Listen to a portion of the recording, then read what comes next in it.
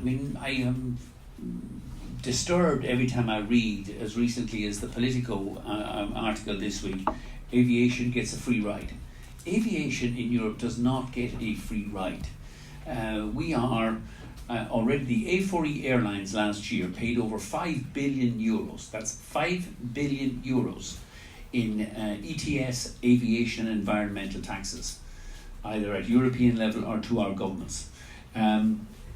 We are investing as a group of airlines, the European airlines, almost 170 billion in new greener aircraft technology over the next 10 years. In the case of Ryanair, we've ordered more than 200 new Boeing 737 aircraft, which will reduce fuel consumption by 16%, reduce noise emissions by 40%. So we as an industry, not only are we paying huge environmental taxes already, we're investing enormous sums of money to continue to reduce our impact on the environment and to be deliver a more sustainable industry.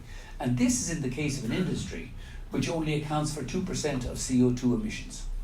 Shipping accounts for between 4 and 5% of CO2 emissions, yet nobody runs newspaper articles, oh, let's tax the ferries and the boats, because it's always tax the planes, when we're already heavily taxed for environmental. And to give you an example, I don't know, have we got the slide, the next slide? We have. Ryanair, we've already released, for example, the taxes we're paying in the last 12 months.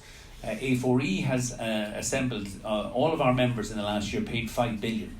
Of that 5 billion in 2018, Ryanair, which is one of Europe's largest airlines, paid 544 million. 544 million in ETS and environmental taxes. We paid 330 million to the British government in APD.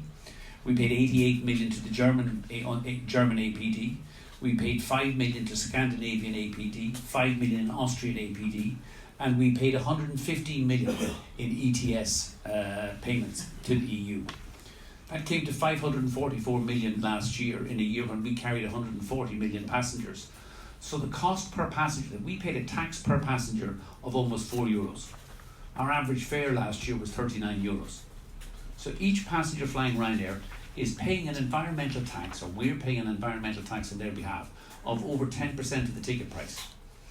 Last year, for example, our total fuel bill was 2 billion euros, yet we paid environmental ETS taxes of over 540 million. It's 25% rate of tax on our fuel, and yet we have to put up with these claims that aviation is getting a free ride and we're not paying our fair share of environmental taxes. We are paying, on behalf of our customers, penal level of aviation taxes, and these taxes are continuing to rise. We saw the French government yesterday design a tax that will be imposed in 2020, which is yet another unjustified tax on air travel. And I think there's a real issue at a time when we in the airlines are focused on positive solutions. Taxes are not the solution. The taxes are regressive. Fuel taxes damage EU competitiveness and distort traffic flows. And remember, this is an industry that's already paying environmental taxes in the form of ETS, and we are shortly to have the Corry, which would be a double burden for the EU airlines, imposed upon us.